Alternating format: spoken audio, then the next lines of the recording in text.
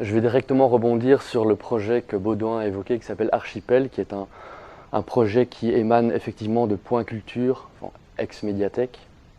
Alors je peux peut-être vous le montrer très rapidement, ce projet. Donc, c'est un projet qui historiquement est important par rapport au projet de la médiathèque, puisque l'idée c'était de réfléchir sur la classification des musiques, puisque depuis les années 50, la médiathèque classe la musique de manière assez systématique, voire un peu réduite, c'est-à-dire le rock, le classique, le jazz, les musiques du monde, etc. Alors les choses ont bien changé et il y a énormément de musiques qui échappent à ces classifications. Et donc la médiathèque s'est dit, il nous faut un carrefour qui puisse servir ces musiques-là, ces musiques inclassables, des musiques qu'on va retrouver au carrefour, à la croisée en fait de bien des genres. Et donc on a constitué un archipel fait d'îlots, des îlots thématiques, vous les voyez ici. On a regroupé des artistes, par exemple, dans l'îlot bruit. Si vous cliquez sur l'îlot bruit, vous avez un texte qui évoque le thème de l'îlot et puis des exemples d'artistes qui travaillent sur la saturation, le bruit, le bruitage, l'objet sonore. Vous pouvez lire à chaque fois des textes sur ces médias. Vous pouvez, pour la plupart, écouter. Si vous cliquez sur écouter, vous pouvez avoir des extraits de tous ces artistes-là. Donc c'est un projet assez intéressant puisqu'il concerne l'ensemble des musiques expérimentales. Donc je peux très rapidement évoquer d'autres îlots. Il y a l'espace qui est un autre paramètre fondamental de la musique. Il y a le silence, le temps, le recyclage. Ça, j'aurai l'occasion d'évoquer ça tout à l'heure. Et donc voilà, la plupart des artistes que je vais évoquer à l'instant, vous pouvez les retrouver ici si ça vous intéresse. Vous pouvez de chez vous aller sur ce site archipel au pluriel.be et redécouvrir ou écouter ces artistes, puisque forcément on n'aura pas l'occasion de tout écouter, puisque une heure de conférence est vite passée. Si on commence à écouter tout, on ne s'en sortira pas. Donc voilà, je vous invite à naviguer dans cet archipel, dans lequel on retrouve d'ailleurs Baudouin qui avait d'ailleurs inauguré l'archipel au Point Culture Bruxelles à l'époque avec ses objets, ses instruments d'écoute. Donc voilà, c'est un projet qui est à l'origine de ma réflexion sur la transmédialité dans les arts sonores. Parce que c'est un fait, c'est assez rare que les arts sonores soient strictement sonores. La plupart du temps, ils sont et sonores et des dispositifs d'installation, de la performance, des instruments particuliers, une lutherie particulière, ce genre de choses. Donc l'art sonore, c'est pas que de la musique. Ce serait bien un tort d'aborder ce champ-là sur le plan strictement formel du son. Alors, c'est la raison de ce terme, la transmédialité. Alors pourquoi j'ai utilisé ce terme-là? Parce que il apparaît qu'au XXe siècle, les échanges entre plasticiens et musiciens, par exemple, vont bien au-delà des parallélismes auxquels on a trop souvent réduit les relations entre les disciplines artistiques. Donc moi, je me concentrerai ce soir, cette fin d'après-midi, sur le son, mais ce sera une vision un peu rapide, panoptique, pas exhaustive forcément, mais disons ça va lancer des pistes qui peuvent en intéresser certains. Donc c'est une lecture du XXe siècle sous l'angle du sonore. Parce qu'effectivement, il faut remonter au tout début du XXe siècle avec les avant-gardes historiques pour se rendre compte que se multiplient ces formes d'échange. Et s'il faut mentionner un premier couple d'artistes plasticiens-musiciens, c'est bien sûr le couple Kandinsky et Schoenberg qui inaugure un siècle de transmédialité. Alors, bon, je pense qu'il est inutile que je présente l'un et l'autre, mais résumons rapidement. Kandinsky est peintre, initiateur, dit-on, de l'histoire de l'art abstrait, avec notamment ici une première aquarelle abstraite qui est un lâcher-prise, aucun motif figuratif, juste de la forme et de la couleur. Et donc il fait éclater les hiérarchies sur lesquelles reposait depuis des siècles, voire des millénaires, voire des dizaines de milliers d'années, la peinture, la forme picturale. Alors Schoenberg, il fait à peu près la même chose, puisque en tant qu'initiateur du dodécaphonisme, il va mettre toutes les notes de la gamme chromatique sur un même pied d'égalité, en empêchant toute forme de tonalité, et donc par là, il brise aussi toute une tradition, en tout cas occidentale, de la musique. Donc l'un et l'autre sont vraiment, à l'aube du XXe siècle, des grands révolutionnaires. En tout cas, ils bouleversent largement les hiérarchies, les rapports de proportion, tout ce qui avait quelque part formalisé ces pratiques de la peinture et de la musique. Alors, c'est intéressant aussi de savoir que le peintre était musicien et le musicien était peintre. Donc ça permet d'expliquer aussi leur intérêt respectif pour la peinture et la musique. Il faut savoir que c'est un concert de Schoenberg qui a mis aussi Kandinsky sur la voie, ça lui a suggéré une impression. Et puis voilà, les voilà partis dans une relation épistolaire assez soutenue où l'un et l'autre font état de leur réflexion sur ces échanges entre musique et peinture. Alors, si on doit avancer là très rapidement, on pourrait en évoquer bien d'autres, hein, des peintres qui ont questionné les rapports à la musique. Je pense à Paul Klee qui, avant d'être peintre, était musicien, un violoniste dès ses 7 ans. Il choisira finalement une carrière de peintre, au grand malheur de sa mère qui était musicienne. Et il a un dieu, Jean-Sébastien Bach, il est aussi adorateur de Mozart. Et toute sa vie, dans sa peinture, il va chercher à mettre en forme visuellement des principes structuraux de la musique. On le voit ici par exemple une fugue en rouge, on voit un motif qui semble s'atténuer dans le temps. Si on suggère que la lecture de gauche à droite du tableau se fait dans le temps, on a un motif qui se répète et qui disparaît progressivement. Donc tout au long de sa vie, Klee a entretenu ce rapport avec la musique, à sa manière. Bon, on pourrait évoquer aussi une période new-yorkaise de Mondrian, aussi inspiré par les scènes jazz qu'il fréquente alors. Certains ont vu dans son art fait de syncopes, de distorsions, énormément de rapports avec le jazz.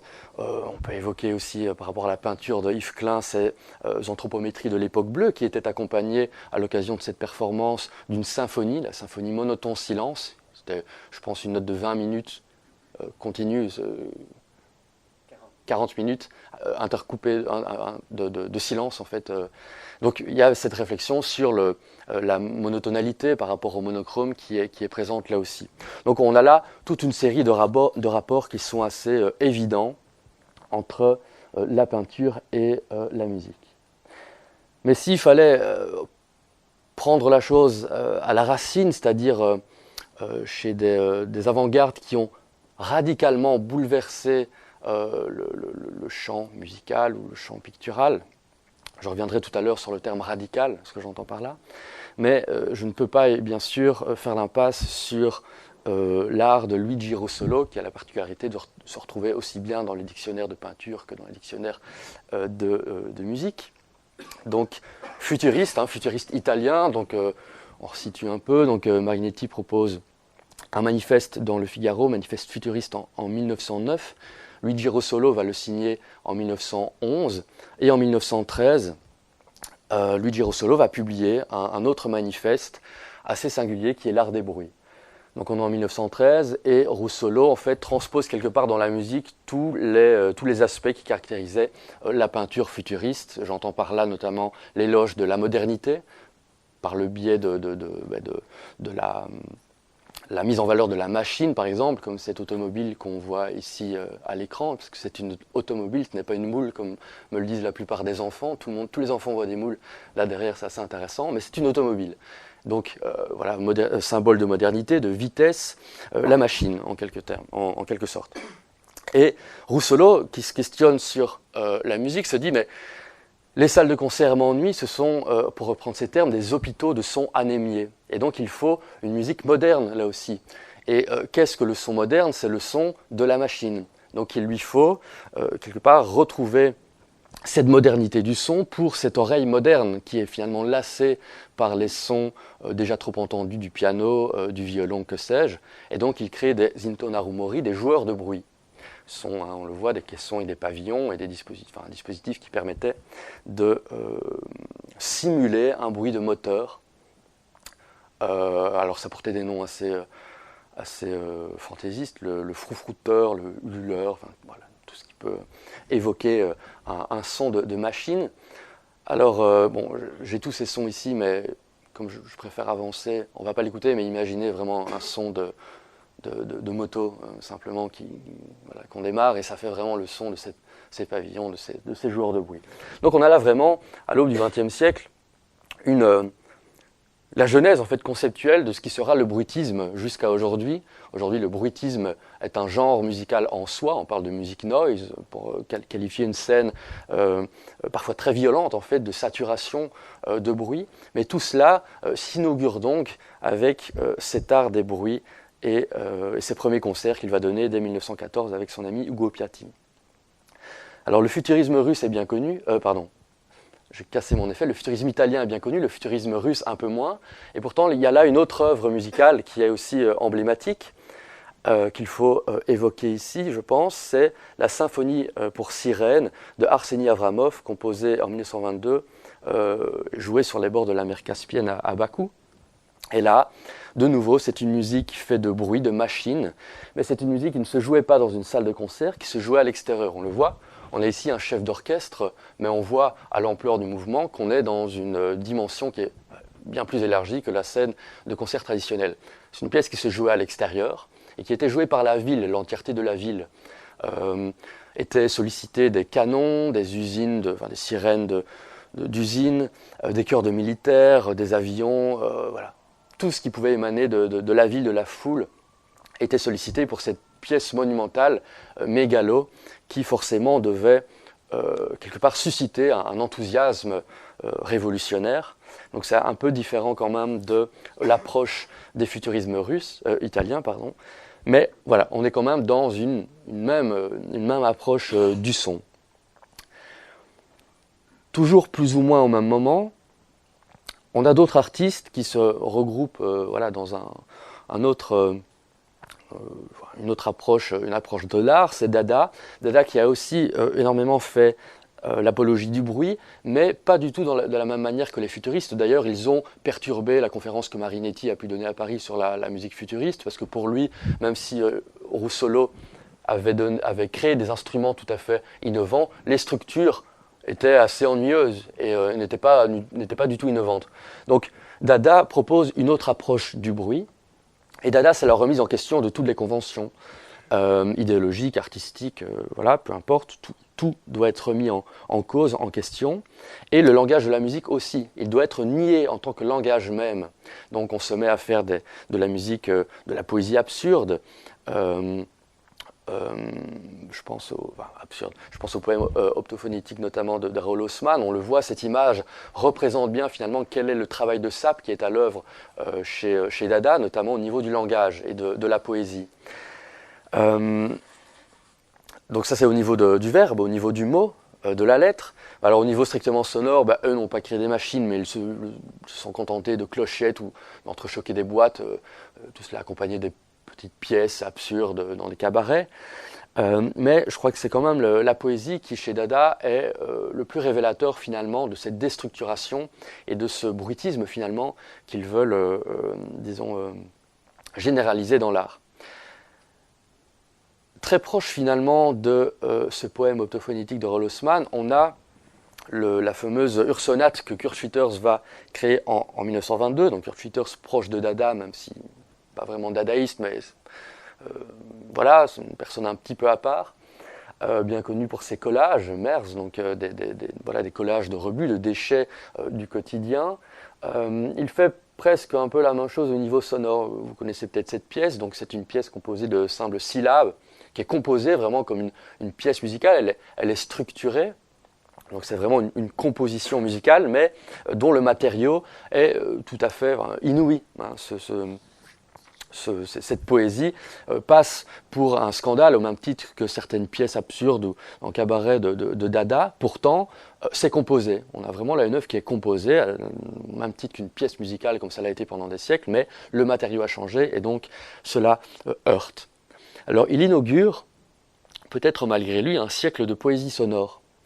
La poésie sonore, donc, c'est bien cette poésie qui se trouve là, à la croisée, de nouveau, entre la performance, le verbe, le mot, la poésie, la page imprimée.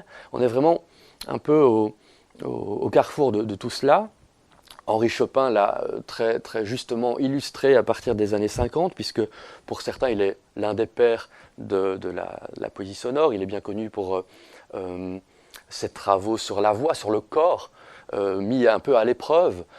Son usage aussi de dispositifs électroniques, puisque très tôt, il va utiliser des microphones, des amplificateurs, enregistrements sur bande, pour moduler sa voix, pour la triturer. Donc vraiment, tout ce qui va sortir du corps va passer par le filtre de la technique et vraiment être transformé. C'est une voix monstrueuse qu'il donne à entendre.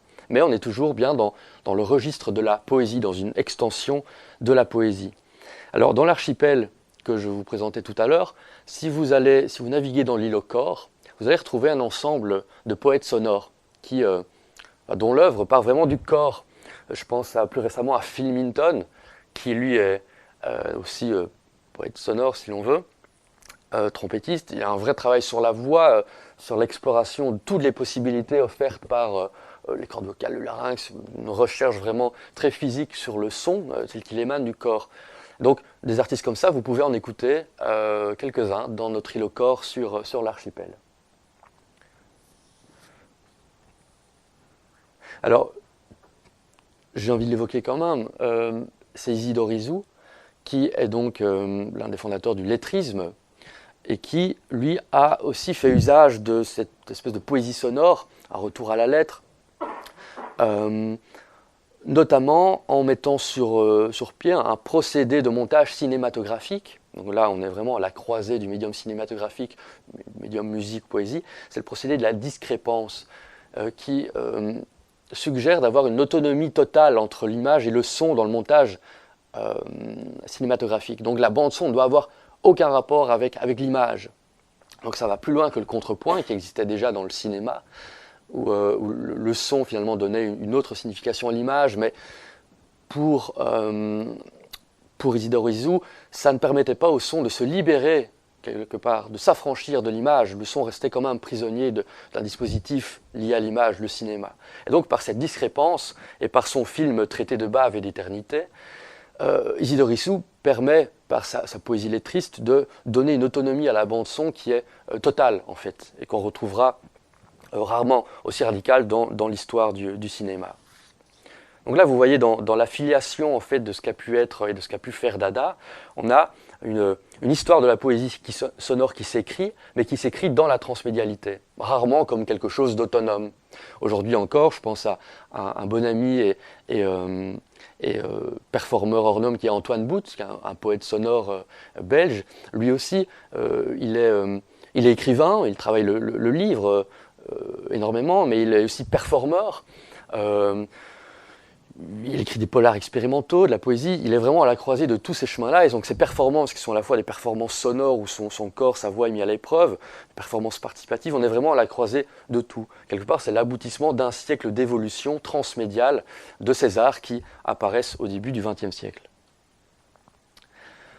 Alors dans le sillage de tout cela, les futuristes et les dadaïstes, il y a un compositeur de l'autre côté de l'Atlantique qui va avoir une approche très singulière du son lui aussi, qui va vite en arriver à une approche transmédiale. C'est bien évidemment John Cage, qui pour moi et pour énormément de raisons est vraiment un pilier, un pivot dans l'histoire de l'art au XXe siècle. Alors, il a été l'élève de Schoenberg, donc pianiste particulièrement doué. Il va se faire remarquer dès les années 30 par un procédé de détournement du piano, de technique de jeu étendue sur piano qu'on appelle le piano préparé. Donc il va placer entre les cordes du piano des petits objets, des boulons, des gommes, des vis, des feuilles de papier, qui vont forcément, au moment du jeu, de l'interprétation, perturber l'œuvre. Donc quand on écoute ces pièces-là, on a l'impression d'avoir un gamelan, un orchestre miniature de percussion, je sais pas, mais on reconnaît difficilement le piano. Et Cage se rend compte en faisant ça que ses œuvres sont de plus en plus aléatoires, c'est-à-dire que le son lui échappe. Et c'est précisément ce qui l'intéresse, c'est cette notion d'indétermination, qu'il va pousser toujours plus. Il va, dans les années 40, s'intéresser largement aux philosophies asiatiques et zen. Donc il va s'enrichir de tout ça. Il va avoir une totalement autre conception de l'art que celle de la culture occidentale. Il va remettre en cause le statut de l'auteur, Démiurge, qui va signer l'œuvre. Lui, il veut, comme il le dit, taire l'ego. C'est-à-dire que l'auteur doit s'effacer de l'œuvre. Le meilleur artiste, c'est celui qui fera parler la nature. Il le dit, Cage dit, la nature vaut bien mieux que l'art. L'art, c'est ennuyant. C'est ennuyant, cet ego qui est plaqué comme ça, que ce soit dans une œuvre musicale ou autre. Écoutons plutôt la nature, c'est ça que veut nous dire Cage. Et donc c'est ce qu'il va en fait nous inviter à faire voilà, pour les décennies d'œuvres qu'il mènera à partir de là. Alors, j'aimerais donc évoquer deux œuvres de Cage qui me semblent clés pour le propos là qui nous intéresse. Deux de ces œuvres, sans doute les plus connues, celles qui me semblent en tout cas les plus fondamentales. La première que j'ai envie d'évoquer, c'est une performance qu'il donne au Black Mountain College en 1952. Alors, simplement petit retour en arrière parce que je trouve ça important. Le Black Mountain College, donc vous la connaissez sans doute, mais c'est cette institution qui naît en Caroline du Nord en 1933 et qui est une école, une institution d'enseignement des arts qui se base sur le concept, le principe de l'expérience. Et ça se base sur en fait les propos d'un philosophe, John Dewey, philosophe pragmatiste américain, grand pédagogue à la charnière des 19e, 20e siècle. Et John Dewey publie en 1934 un ouvrage qui est phare, qui s'appelle L'art comme expérience. Alors ça va inspirer énormément d'artistes plus tard. Alan Capro, j'y viens dans 5 minutes, mais John Andrew Rice, qui est l'un des fondateurs du Black Mountain College, connaît bien John Dewey, ses écrits, et il crée cette école, le Black Mountain, sur ce principe de l'expérience. Donc ça crée en fait un environnement de pratique, un environnement de pratique expérimentale sans précédent dans l'apprentissage des arts. Et c'est un environnement dont va profiter largement John Cage et Merce Cunningham quand ils vont arriver là au Black Mountain College. Et en 1952, il y a une performance qui est emblématique, qui joue quelque part un rôle de pivot, je pense, dans l'histoire du XXe siècle, puisque c'est une performance qui va s'improviser assez vite. On n'a que des comptes rendus de tout cela, on n'a pas d'image, donc il y a des versions qui diffèrent. Mais John Cage aurait pensé à cela un matin dans le réfectoire du Black Mountain College, qui était pour lui le lieu le plus important de l'institution, puisque c'est le lieu où tout le monde se rencontre, où on partage les repas et on discute de ses pratiques respectives. Et donc, il esquisse là une espèce de partition.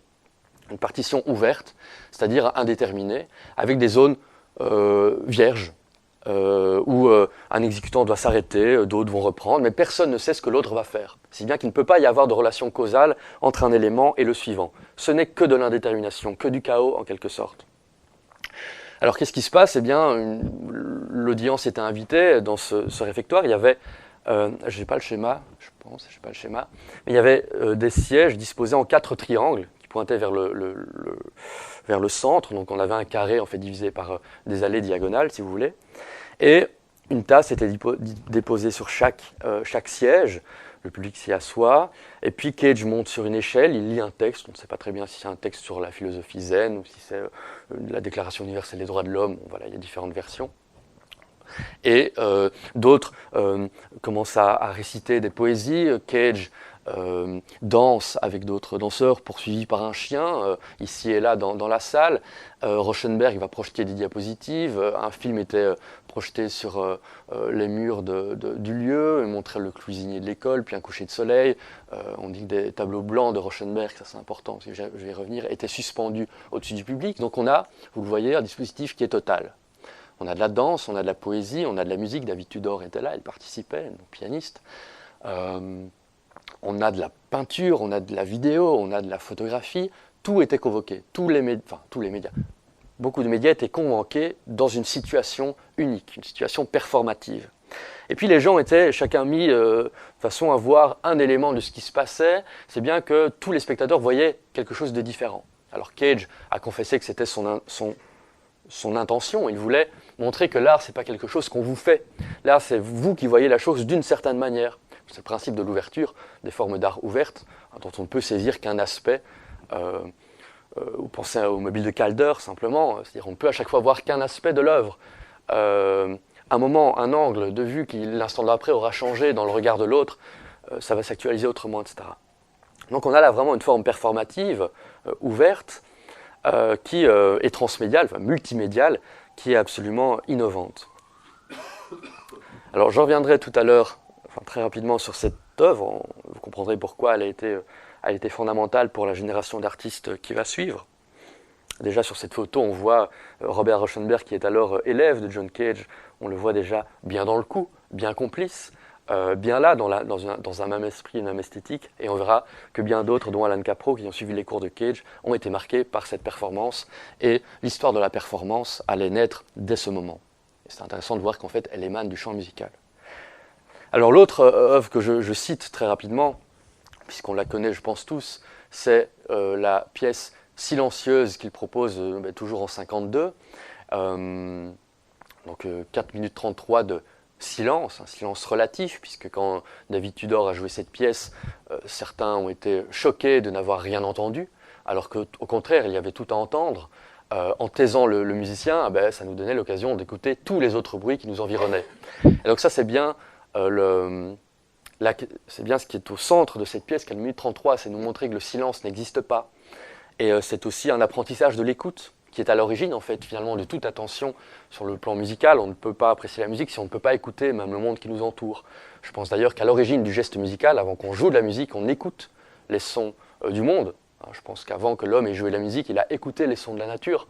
Donc on est là à la racine des choses, on est là dans une esthétique très radicale. On revient vraiment à l'essence de la musique dans cette pièce. Alors ça vient d'où?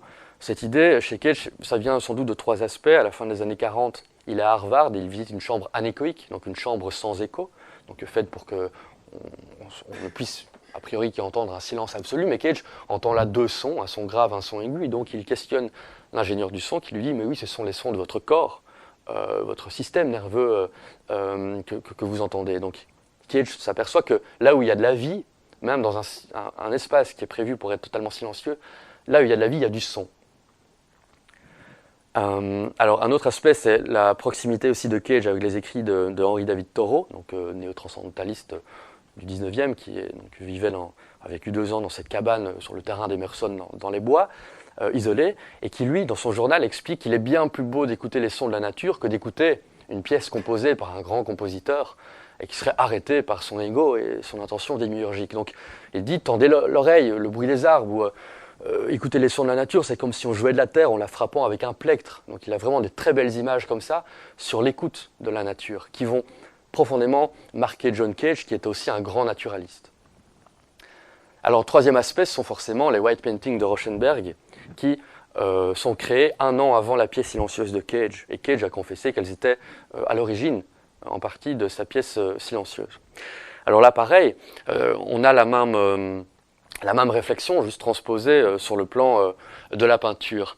Ce n'est pas qu'il n'y a rien à voir, c'est pas parce que le tableau est blanc qu'il n'y a rien à voir. Cage dit, à juste titre, que ce sont des aéroports pour la poussière, par exemple. Il y a toujours quelque chose qui va s'y déposer. Comme les bruits infimes dans le silence, de la poussière va se déposer sur ces toiles qui vont aussi changer de luminosité en fonction de l'heure de la journée. Bon, voilà, on a quelque chose qui se donne à voir malgré tout. Nam June-paik a lui aussi proposé un film où il n'y a pas d'image, mais on y voit simplement la poussière qui se dépose sur la pellicule au fur et à mesure. Donc on a eu comme ça, que ce soit le chant du cinéma, de la musique, de la peinture, la même approche, presque au même moment, donc qui témoigne finalement d'un même intérêt pour le vide, qui est un vide relatif. Même les astrophysiciens aujourd'hui, même dans les conditions les plus extrêmes, se rendent compte que le vide n'existe pas. C'est une invention de l'esprit, une vue de l'esprit. Avec le boson de Higgs, il y a peu de temps, il y a 1 an, on a encore fait une avancée là-dedans, sur cette question du vide, qui est une grande question philosophique, évidemment, qui en soi n'existe pas.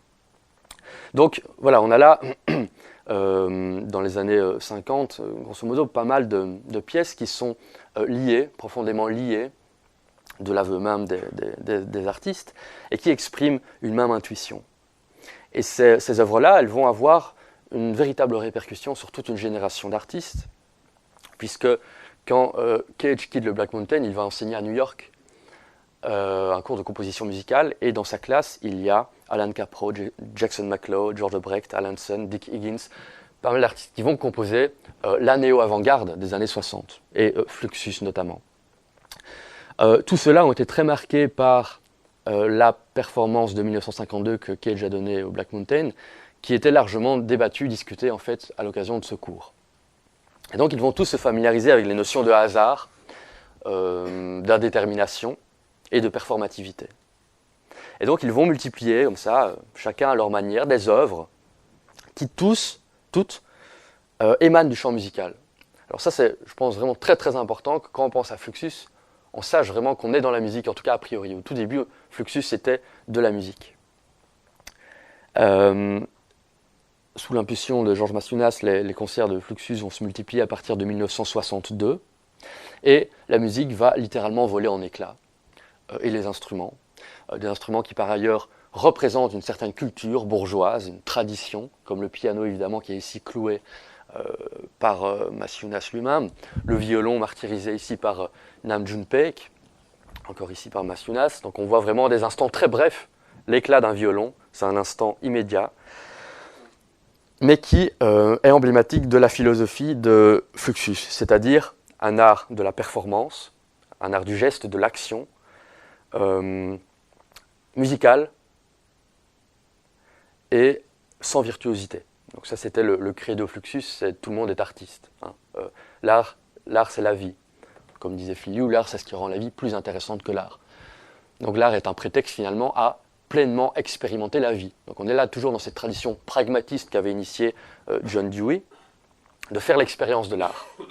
Alan Capro, qui est l'initiateur à la fin des années 50 du happening, a été un grand lecteur de l'art comme expérience de John Dewey.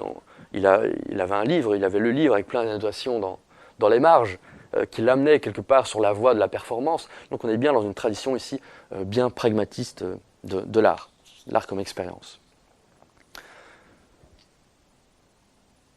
Donc on le voit, hein, ce sont des situations à chaque fois de concert. On a le plus souvent l'intervenant qui est là, l'audience qui est devant, et puis une action qui s'y passe, sonore, hein, même si rudimentaire, comme ici verser de l'eau d'un récipient dans une autre. Ici, une réactualisation de l'œuvre Tour de Ben Patterson, où le public est emmené dans la ville les yeux bandés.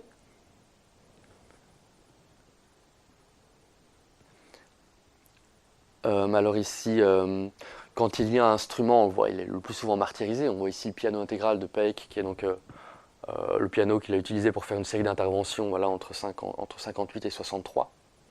Donc, piano préparé. Une autre belle œuvre de Sharon Moorman qui joue donc du violoncelle de glace, donc moulé dans un étui à violoncelle. Elle a joué de cette œuvre jusqu'à ce que voilà, l'instrument soit ait disparu. Ça nous fait penser aussi à la pièce plus récente de Francialis, hein, sur ce bloc de glace qui est poussé dans la ville de Mexico jusqu'à ce qu'il n'en reste plus qu'une petite flaque d'eau. Alors ici, c'est une très belle pièce qui est aussi exemplative de toute la pensée Fluxus, comme une belle réflexion très poétique sur le son, sur le temps qui passe, qui s'écoule.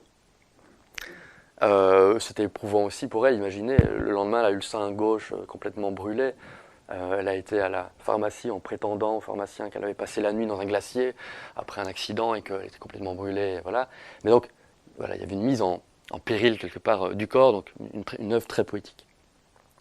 Alors ces actions de Fluxus, peu à peu, vont s'émanciper du champ musical.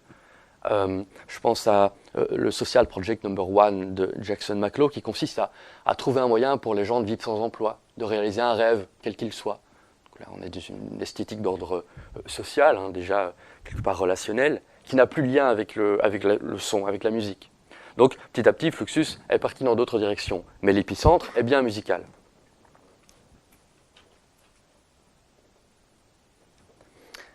Donc ce sont, je le disais, des pratiques qui prennent les choses à la racine. Donc, ce sont des pratiques radicales à ce niveau-là. Je pense aussi à des pièces de la Monte-Young qui consistent à libérer un papillon dans l'auditorium ou à allumer un feu devant le public. On a vraiment des actions qui sont élémentaires mais qui reviennent à l'origine de tout. Et c'est là peut-être que l'art rejoint la vie.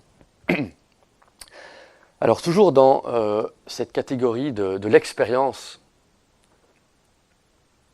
radicale,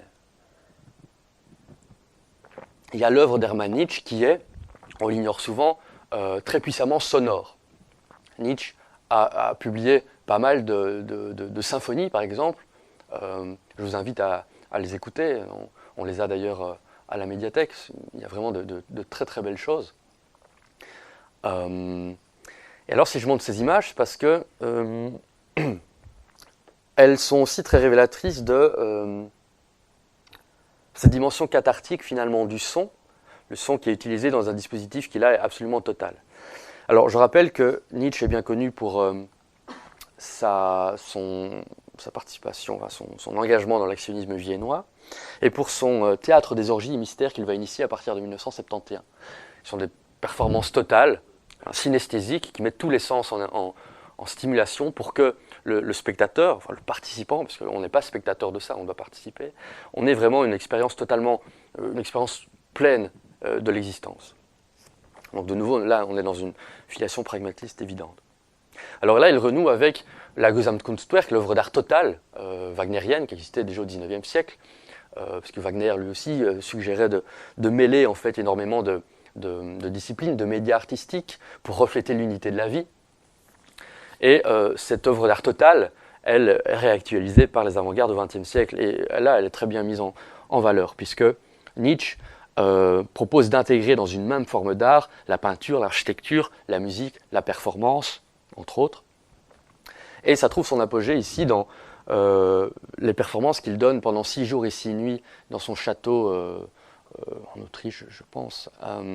6 jours et 6 nuits de jeu, donc performances ininterrompues, qui sont là aussi totales. Alors je peux, et complètement mégalo, je peux évoquer quelques quantités.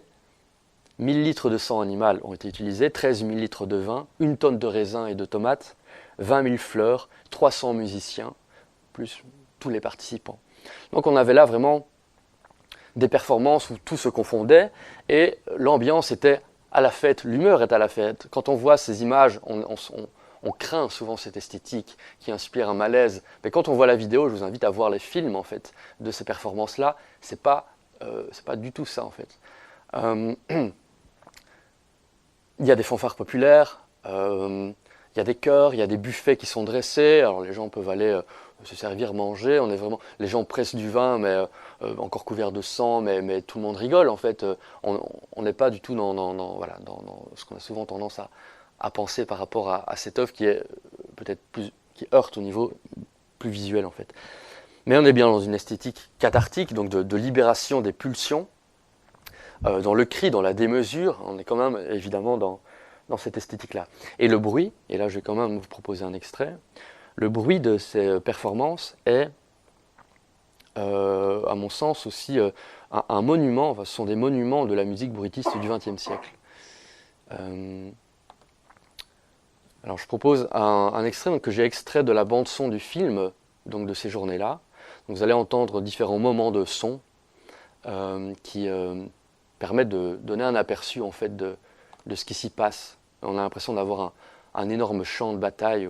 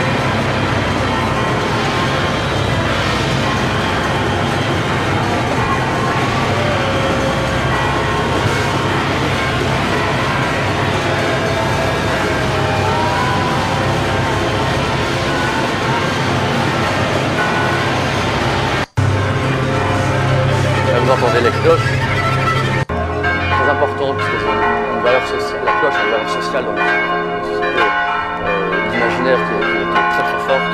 Et ce n'est pas anodin qu'il y ait en fait, beaucoup de sonneries de cloches dans ces performances-là.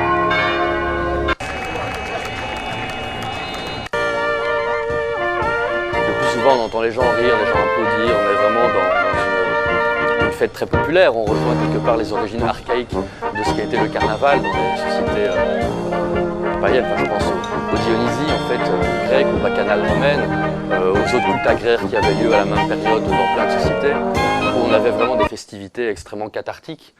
Voilà. Et donc, on est quelque part un retour à cet archaïsme-là. Et donc, en cela, Hermann Nietzsche est l'un de ces chamans de la création contemporaine, au même titre que Joseph Beuys, qui en fait propose une œuvre profondément sociale en fait derrière son apparence absolument déjantée. Mais donc voilà, retenez bien que Hermann Nietzsche a composé vraiment de grandes choses.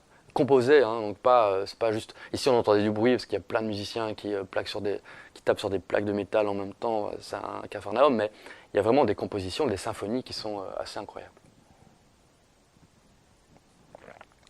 Alors, tout à l'heure, on voyait une image de gens, de personnes, un public les yeux bandés, qui étaient envoyés en promenade dans la ville.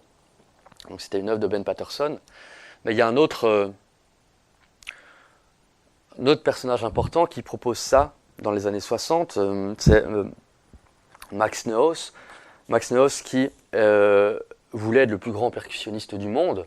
Et à 24 ans, il jouait avec Stockhausen, Cage, entre autres. Bon, voilà. Donc il était arrivé presque là où il voulait. Et à 28 ans, en 1968, il décide de ne plus jamais jouer dans une salle de concert.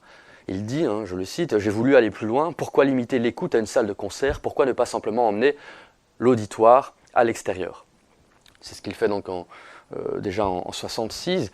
Donc les gens arrivent pour le concert, il les emmène dehors, il tamponne le mot « listen » sur le bras et puis il les emmène écouter les sons de la ville, donc une soundwalk, une promenade sonore, comme le fera après Christina Kubich notamment et d'autres artistes. Et donc, à partir de ce moment-là, Max Neuhaus s'interroge vraiment sur le son de la ville, sur l'écouter, sur l'entendu, qui sont des distinctions assez différentes, et il va proposer pas mal de dispositifs d'installation sonore. Et les plus intéressantes sont, à mon sens, celles où finalement le son se fond dans le mouvement du monde. C'est-à-dire des installations qu'on peut ne pas, on peut passer au-delà, on peut passer à travers sans même s'être aperçu que le dispositif était là. Et donc, l'un ou l'autre pourra effectivement, ici à Times Square, entendre qu'effectivement en dessous de cette bouche, là, il y a un dispositif qui émet un son de cloche très bas, qui se fond dans le mouvement sonore de ce fameux carrefour qu'est Trafalgar Square. La plupart des gens forcément passent au travers.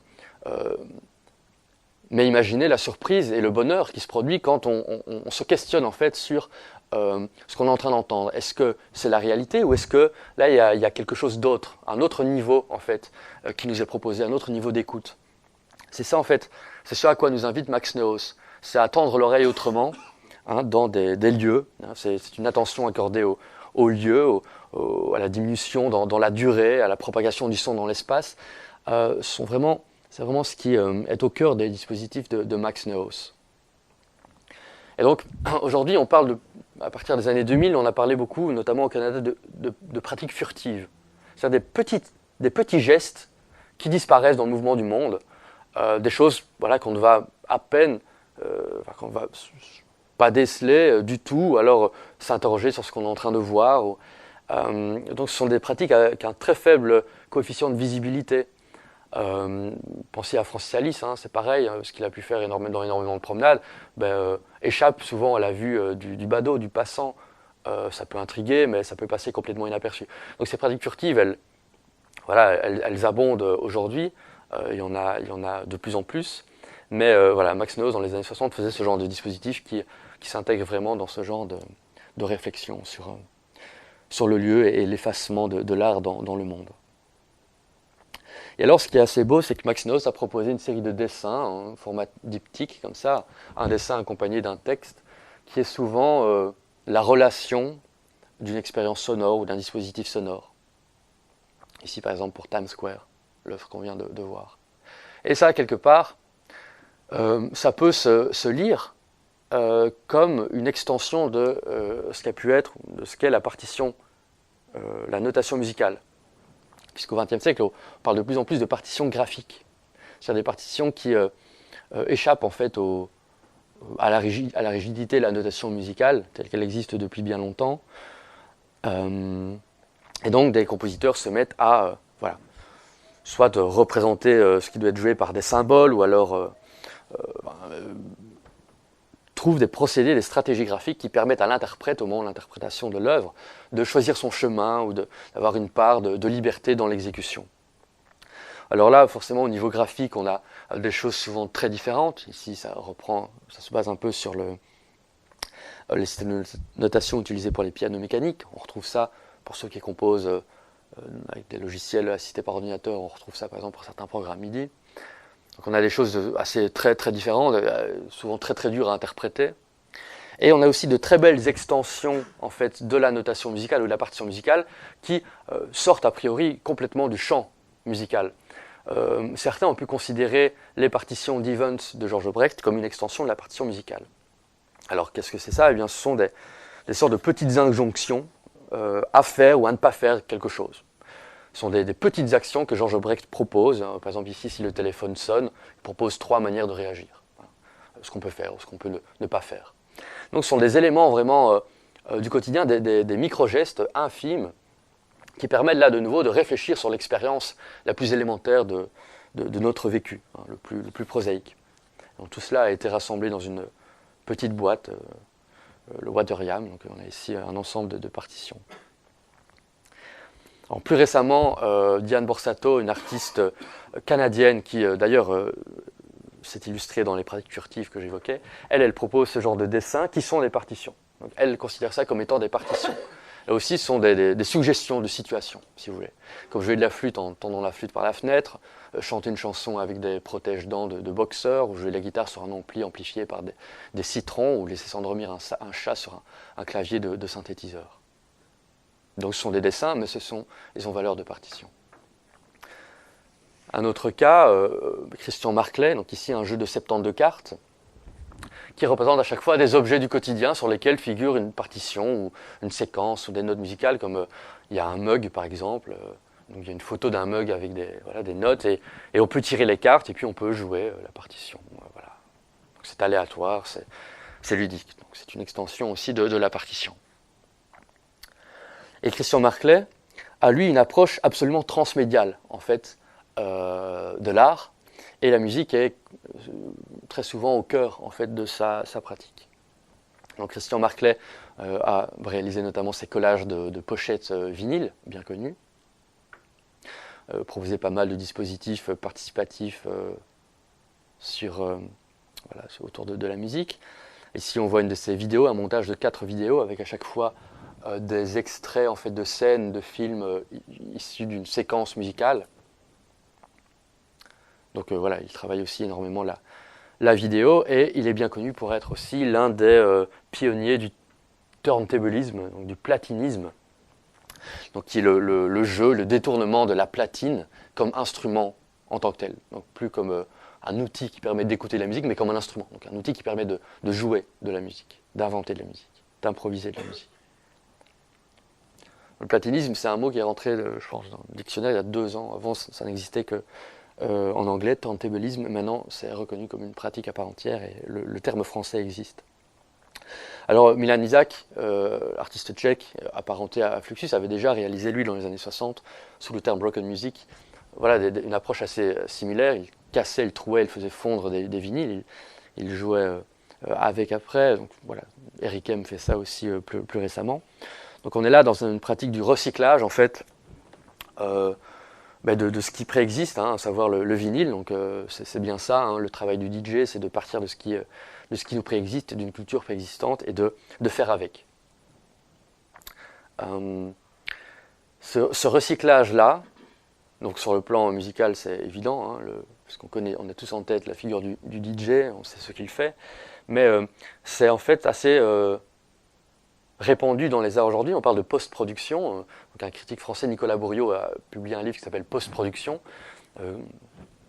Et donc il montre comment l'art reprogramme le monde contemporain, que de plus en plus d'artistes partent de choses qui existent déjà. Donc la question, il le dit, et ça ce serait le propre de la postmodernité, on le sait depuis un moment, la question c'est plus que faire de nouveau, ce qui était le propre de la modernité, on part de zéro, mais c'est plutôt que faire avec. Qu'est-ce qu'on fait avec ce qui est là? Ça s'est vérifié dans l'architecture, c'est vérifié un peu dans tous les domaines, donc ça ce serait quelque part un des traits de la postmodernité. Mais donc cette post-production, c'est un trait qui est vraiment élargi à pas mal d'esthétiques contemporaines. Alors cette exposition de vinyle, elle est fréquente parce qu'il y a pas mal de turntablistes que vous retrouveriez si vous allez dans l'archipel, dans l'îlot recyclage. Là, il y a un îlot consacré à toute cette question-là, donc vous pouvez entendre pas mal de travaux basés là-dessus. Il y a aussi des gens qui ont travaillé avec des cassettes. Alors ça, c'est intéressant. Donc on a une installation typique de musée, une étagère avec 81 cassettes audio, qui sont, je pense, 81, enfin, soit, qui sont à chaque fois reliquaires d'un enregistrement d'un comté du Royaume-Uni, enregistrement en plein air. Donc à chaque fois, sur cette cassette, il y a voilà, un enregistrement d'une situation sonore quelque part à l'extérieur. Alors ça, c'est une pratique qui est généralisée aujourd'hui sous le nom de field recording, donc l'enregistrement de terrain. C'est une pratique très répandue. Et l'un des, à mon sens, des praticiens de field recording les plus intéressants aujourd'hui, c'est Aki Honda. On voit ici, il expose, ça c'est une exposition qu'on avait proposée au BPS 22 à Charleroi, il expose lui ses cassettes. Alors, je m'arrête un instant sur le travail d'Aki Honda parce que je trouve ça très intéressant. Lui, à la fin des années 80, il enregistre, il achète sur un marché aux puces un dictaphone enregistreur. Donc une technologie très élémentaire, enfin qui nous apparaît aujourd'hui rudimentaire. Et puis il se met à voyager. Donc il est photographe à la base, et plutôt que de faire des photos, il commence à enregistrer au fur et à mesure de ses déplacements. Il commence spontanément à appuyer sur le bouton record de son enregistreur, et il enregistre comme ça des situations. Il voyage de plus en plus et il accumule comme ça, presque obsessionnellement, ses cassettes. Et alors vous voyez sur les cassettes, il y a des espèces de petites gommettes qui portent des dates ou des lieux, des petites mentions qui lui permettent de savoir que, ah oui, New York 1996, Marrakech 1991. Bon, voilà. Simplement. Alors ça confère aussi un petit aspect plastique à ces objets-là qui sont en fait de belles cassettes. C'est assez beau de voir des séries de ça. Et les années passent et il a tellement de cassettes qu'il arrête d'en acheter et il reprend d'anciennes cassettes pour réenregistrer de nouvelles choses sur ces cassettes-là. Et donc, on a des souvenirs de 91 qui croisent des souvenirs de 1998, New York qui se confond avec Marrakech, etc., etc. Et il rencontre Jonas Mekas dans les années 90, donc Jonas Mekas, vidéaste, praticien du journal filmé, qui lui aussi travaille un peu de la même manière. Il a coutume de filmer des moments de son quotidien, donc ce sont des films assez touchants, oui, c'est un journal intime. Et puis au niveau du montage, c'est assez intéressant, perturbant, les extraits sont un peu mélangés dans le temps, donc on a l'impression d'avoir un album de famille, un album photo qui est tombé, et puis toutes les photos se mélangent. On a une mémoire un peu confuse comme ça. Et en fait, en fréquentant Jonas Mekas, qui est devenu son ami, Aki Honda comprend ce qu'il est en train de faire là, c'est qu'il travaille vraiment sur la mémoire. Et quand on réécoute les cassettes d'Aki Honda, on a un son qui est assez pauvre, un son d'une cassette, on a un grain, on a un son qui est voilà, celui d'une cassette audio qui a été réécouté 1000 fois, réenregistré 1000 fois. Et on a voilà, des souvenirs qui s'interrompent, un autre qui prend voilà. Et c'est très intéressant puisque c'est en fait une espèce d'analogie de la mémoire, parce qu'on en fait tous l'expérience, vous et moi. Plus on se remémore quelque chose, plus on transforme le souvenir. Le souvenir est périssable. Je ne sais pas si quelqu'un ici a un souvenir qui reste indemne les années passant, qui ne se transforme pas, ne serait-ce qu'un peu. Donc la mémoire, elle livre avec le temps sa défectuosité. Et en fait, ça, c'est ce que fait Aki Honda. Quand on écoute les albums d'Aki Honda, vous pouvez écouter ça sur Archipel, on a vraiment cette sensation-là. À partir de 2000, il commence à faire des performances. Et c'est intéressant, donc, il continue aujourd'hui à travailler avec ce pauvre appareil qu'est le dictaphone. Il ne veut pas travailler avec un enregistreur numérique de bonne qualité. Pour lui, ça n'aurait aucun sens, ça casserait tout. Et quand il joue en concert, il demande à jouer sur un ampli guitare à lampe, qui a un son beaucoup plus chaud, qui va là aussi rendre finalement... c'est une recherche sonore, vraiment. La qualité du son, le choix de l'outil, tout est lié, vraiment. C'est un travail très, très juste, très complet, très sensible, très touchant. Et donc à la croisée de la performance, du voyage, du témoignage, du document, de l'art plastique, de la musique, du field recording. Et il y en a beaucoup comme ça, des artistes du field recording aujourd'hui.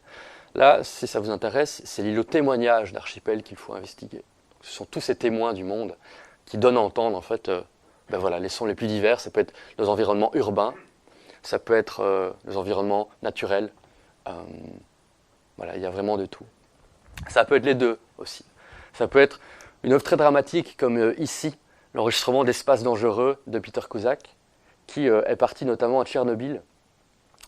Alors, Peter Cusack, c'est un autre praticien du field recording, très sensible à l'écologie acoustique ou l'écologie sonore.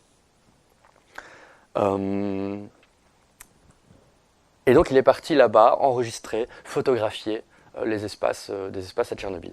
Ça donne quoi? Ça donne un livre magnifique avec des textes, avec des images, des photographies et avec des sons.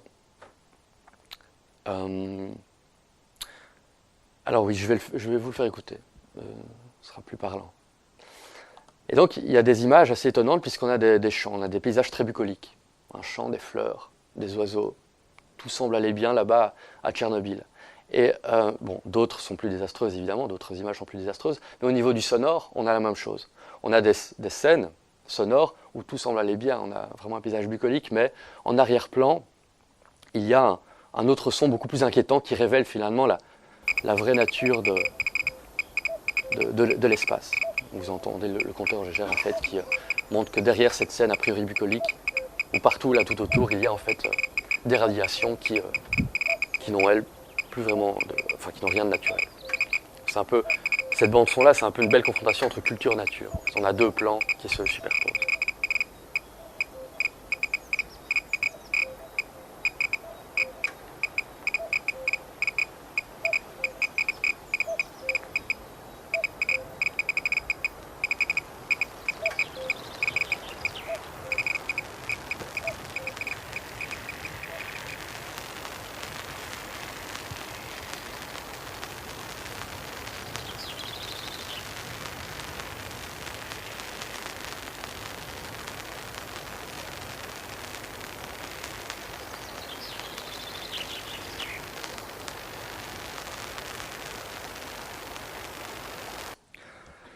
Donc ça, c'est un exemple de pratique de field recording qui montre qu'enregistrer un environnement sonore, ça va plus loin que voilà, simplement entendre le micro. Et là, par exemple, dans cette pièce-là, on a rien qu'au niveau du son, une histoire, on a vraiment quelque chose qui se dit, quelque chose s'est passé, tout ça. Donc c'est un très bel exemple en fait de ce que peut être le field recording.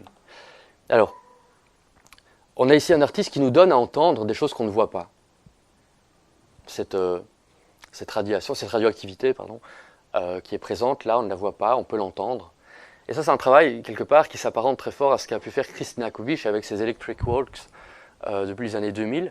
Elle propose déjà depuis les années 70 des soundwalks, des promenades sonores, hein, comme celle de Max Neuhaus que j'évoquais tout à l'heure.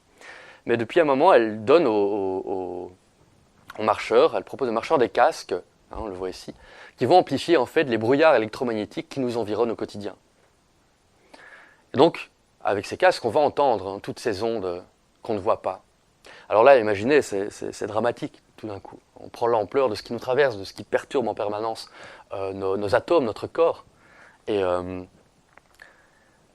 donc voilà, c'est une autre pratique qui donne à entendre l'invisible.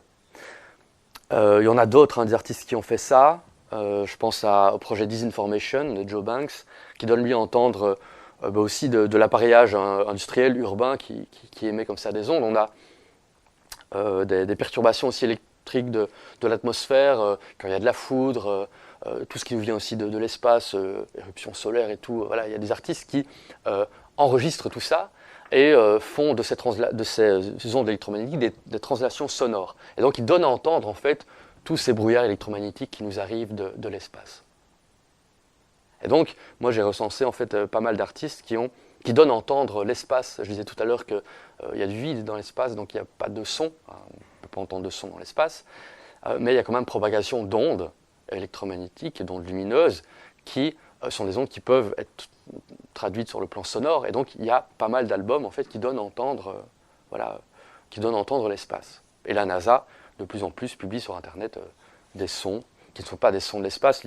Le grand public en fait ne comprend pas. Enfin, c'est mal expliqué. On donne à entendre ça comme des sons de l'espace, mais non, c'est une translation en fait d'ondes recueillies en ondes sonores. Alors, ça c'est un autre cas aussi intéressant. Jacques Brodier, qui lui aussi en fait capte des ondes hertziennes, tout ce qui se trouve là en mouvement en permanence autour de nous, il les capte. C'est quelqu'un, c'est un peu de l'art brut en fait de la musique, de la luttrice, quelqu'un qui a créé dans son garage au Havre une machine absolument affolante qu'on voit ici. Je ne pourrais pas vous l'expliquer du tout, mais il recueille de nouveau ces brouillards-là, et puis il va composer. Il trouvait le moyen en fait de moduler ces fréquences en live, donc de performer à partir de là, et donc ça donne là de nouveau aussi une musique absolument étonnante, mais qui se joue simplement de ce brouillard électronique, électromagnétique qui nous traverse en permanence. Alors ici, on est vraiment dans de la lutherie. C'est pas de l'installation sonore, c'est de la lutherie. Et ça, c'est aussi quelque chose qui est très intéressant quand on réfléchit sur la transmédialité. Ce sont tous ces artistes qui sont à la fois plasticiens, chercheurs, et Baudouin est certainement, ici en Belgique, l'un des meilleurs exemples de cet art de la lutherie un peu transmédiale. Alors est-il plasticien, est-il musicien? Ça, ce sera à lui de nous le dire tout à l'heure. Je propose en tout cas moi j'aimerais poser la question tout à l'heure quand on aura l'occasion de débattre, parce que finalement toute la question est là. Donc ici on a aussi des objets, des instruments d'écoute qui n'invitent pas à jouer de quelque chose, mais qui invitent à entendre en fait des sons déjà là. Donc c'est une attention à l'infime aussi, et en même temps ce sont des objets plastiques en soi qui jouent avec la transparence, le plein, le vide. Et donc on est à la fois dans un dispositif qui au niveau de la sensibilité permet deux approches très différentes. Donc ça c'est un des exemples de lutherie sur lesquels on a notamment travaillé à Point Culture, la médiathèque. Et donc Baudouin avait été invité avec ses instruments d'écoute à l'inauguration du projet Archipel d'ailleurs. Alors Baudouin a aussi un ensemble de... Je m'excuse Baudouin, les représentations ne sont pas bonnes. Mais on a des dessins ici qui en fait me font penser assez fort à ce qu'a pu faire Max Neuhaus en fait, qui à travers ses dessins rend compte de situations sonores, donc, sont comme des récits d'expérience aussi quelque part, transposés dans le cadre du dessin. Et donc j'aurai aussi une question... c'est étonnant, c'est l'intervenant qui pose les questions au public, mais j'aurai une question d'ailleurs moi là-dessus tout à l'heure. Alors, toujours dans cette lutherie assez étonnante, j'ai aussi envie d'évoquer rapidement le travail d'un Norvégien qui s'appelle Tore Honoré Boe, qui vient du champ de la musique d'improvisation, musique électroacoustique, musique noise, bruitiste, et qui à la fin des années 90 travaille avec des objets vraiment infimes, comme des cheveux, des petites aiguilles, du riz. Et il amplifie tout ça, et pour aller d'un concert à un autre, il met tout dans des petites boîtes, comme on le voit ici. Et puis à partir des années 2000, il a commencé à coller directement en fait tout ce petit setup là chaotique dans les boîtes. Hein, c'est ce qu'on voit ici. Hein. Et alors il y a un micro piezoélectrique, un micro contact qui est à chaque fois collé, donc on peut plugger un câble, on peut brancher ça sur une installation et suramplifier le petit bruit infime et lui donner une ampleur extrême. On est là dans un rapport d'échelle micro-macro qui est intéressant, et qu'on a souvent aussi dans la musique expérimentale. Alors il appelle ça des acoustic laptops, donc des ordinateurs acoustiques. C'est intéressant parce qu'aujourd'hui dans la musique, de plus en plus de gens jouent à partir d'un ordinateur. De plus en plus il y a des concerts où le musicien se trouve derrière son ordinateur ou utilise en tout cas des technologies numériques. Bon. Alors ça pose la question, moi ça me pose question, par rapport le rapport que le musicien entretient avec l'objet sonore, enfin l'objet instrument si vous voulez. Quand on appuie sur une touche d'ordinateur, on n'a aucun contact avec ce qui produit le son, c'est-à-dire la membrane du haut-parleur. Donc ça éloigne en fait de plus en plus le musicien de l'instrument et de la réalité pour moi. Ça l'éloigne de plus en plus de la réalité. Et donc lui, il propose de revenir en fait à une culture digitale, mais au sens vraiment, on touche les trucs du bout du doigt, le ressort, il faut le gratter. Et donc on entend vraiment le son d'origine. Alors forcément, on n'a pas une qualité de son comme un bon son synthétique dont on peut moduler tous les paramètres, mais on a là un retour à la source. Et donc d'où l'idée acoustic laptops. Et alors je trouve ça très intéressant vraiment de revenir comme ça aussi à l'essentiel, à l'heure où tout le monde joue avec des ordinateurs et nous éloigne finalement de ce qui fait le son. Et alors c'est très, très, très plastique si vous voulez. Il fait des expositions de ça, moi j'ai exposé certaines de ces boîtes. Et il propose des workshops aussi où chacun peut créer sa propre boîte musicale. Ça c'est intéressant, ça rejoint aussi cet aspect où tout le monde peut pratiquer l'art, en fait, hein, ce credo néo-avant-gardiste que j'évoquais tout à l'heure. Tout le monde est artiste, un art de la non-virtuosité, un art qui invite à l'écoute des choses simples et tout ça. Et puis lui a utilisé des objets personnels comme des dents de lait de ses enfants, une pierre d'Hiroshima, des cheveux. Donc ça crée vraiment des objets de mémoire aussi.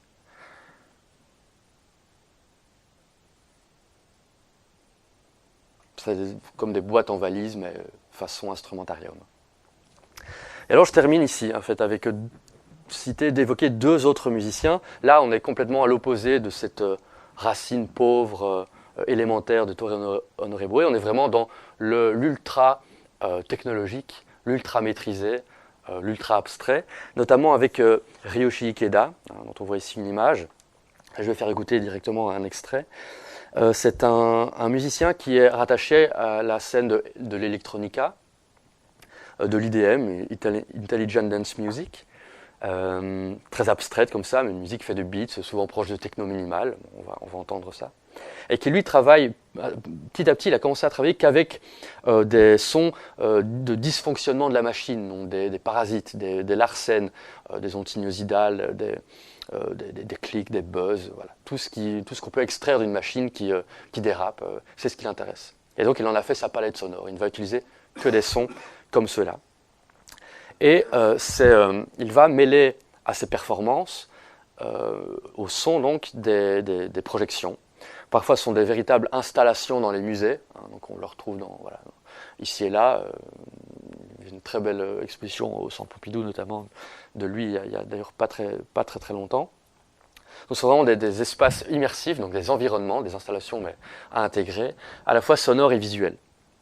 Alors, on va écouter directement. Vous allez voir qu'au niveau du son, l'esthétique du son, on est très proche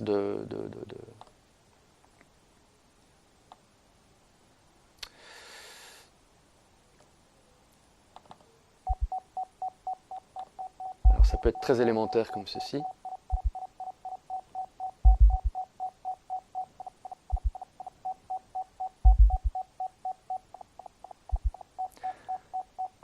Et ça se base toujours sur des logiques mathématiques très pointues. Tout est très structuré, ce sont des logiques voilà, mathématiques.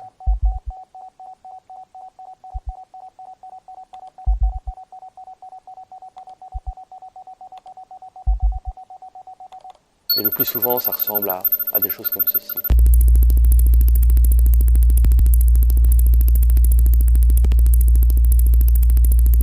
J'espère qu'on ne va pas faire de la performance derrière.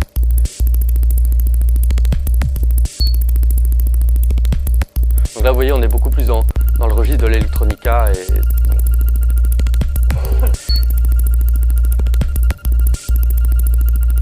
Alors il joue sur des fréquences très particulières qui parfois échappent à l'oreille. Moi, pour des émissions à Musique 3, j'ai plusieurs fois diffusé Ryoshi Ikeda et ça ne passait pas forcément. Enfin, si, certains morceaux, oui, mais on perd énormément à la réception. On a regardé un peu sur écran les choses qui passaient pas, et on perd la moitié de l'intérêt de la pièce. Donc ça demande un dispositif qui vraiment très très pointu pour profiter pleinement de...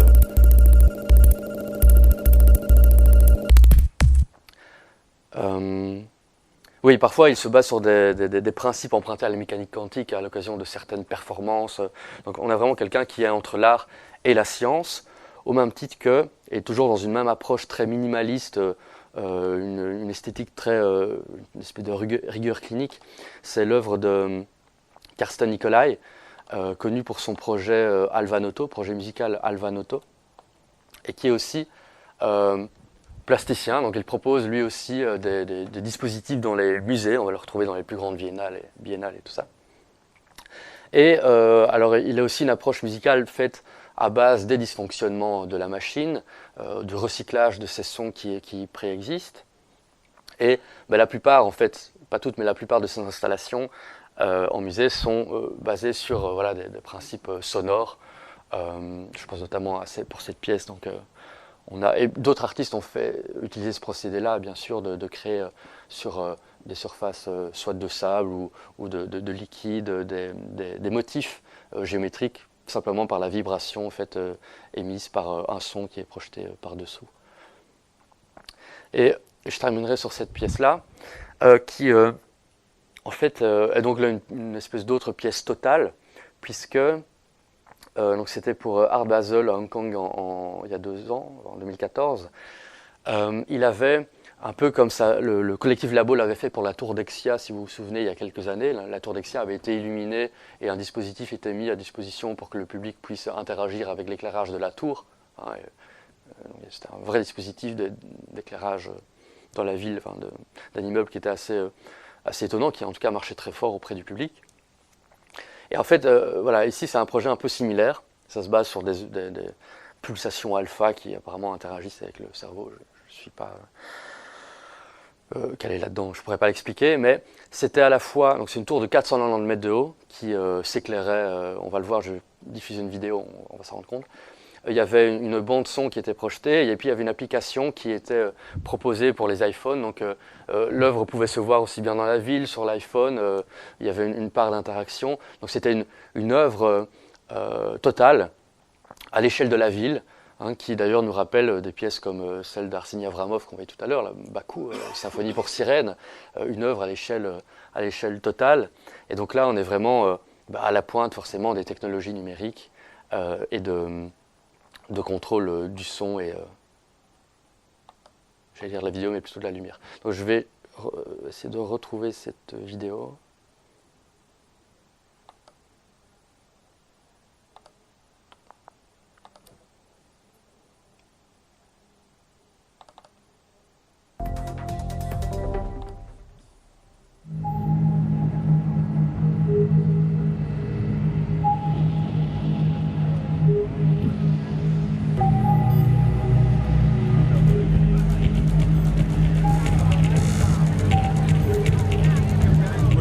Top central piers in Hong Kong, and behind me is the International Commerce Center, or better known as ICC. It's the tallest building in Hong Kong, and it's been taken over for the next few nights by Karsten Nicolai, a German artist who has programmed a sound and light installation called Alpha Pulse.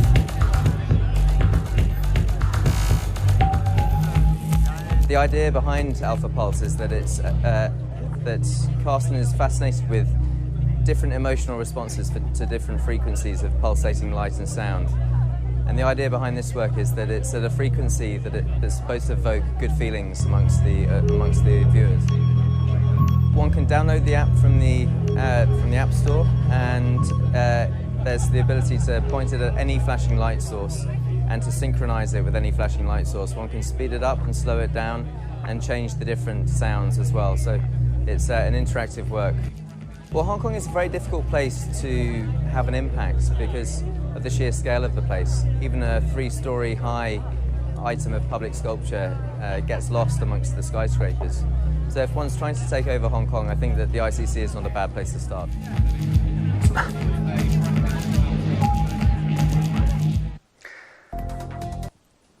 Alors donc aujourd'hui, et je m'arrêterai sur cet aspect-là, quand on parle d'art sonore, on est le plus souvent à la croisée en fait de dispositifs qui sont transmédiaux, en tout cas qui ne sont pas strictement sonores, c'est ce que je disais tout à l'heure. Quand on voit par exemple des manifestations consacrées aux arts sonores, et donc le plus près de chez nous, et là récemment c'est City Sonic par exemple, le festival d'art sonore dans la ville de Mons, qui existe déjà depuis 13 ans je pense. Quand on voit par exemple les pièces qui sont exposées, elles sont le plus souvent au carrefour en fait de disciplines artistiques. Ce ne sont pas juste des choses qui sont données à entendre. Il y a souvent un rapport avec l'espace, avec l'objet, avec le spectateur. Enfin, voilà, ça peut être de la lutherie particulière. Il y a énormément d'aspects qui entrent en compte. Et donc, je trouve ça intéressant de constater que finalement le son prend de plus en plus d'importance dans les pratiques d'art contemporaines. Et on le voit dans les écoles d'art, de plus en plus d'écoles intègrent des cours liés au son, puisque ça va intégrer aussi bien les vidéos que certaines formes d'installation, que la performance évidemment. On ne peut pas négliger le son dans une performance, puisque c'est l'un des aspects qui va conditionner la réception du spectateur. Donc le son est de plus en plus pris en compte et se trouve de plus en plus mis au carrefour des disciplines. Mais ça, bien sûr, c'est donc le fruit d'une longue histoire. Donc ici, ça n'a été qu'un aspect et qu'une lecture de cette histoire transmédiale donc des arts sonores au XXe siècle. Voilà, alors je vous invite après ceci aussi à naviguer sur Archipel, parce que là vous pouvez trouver aussi pas mal de choses à lire, à écouter, parce que je vais par une prolongation de ce que j'ai dit, et tous les artistes que j'ai pu évoquer eh bien, s'y retrouvent. Voilà, merci beaucoup. Merci.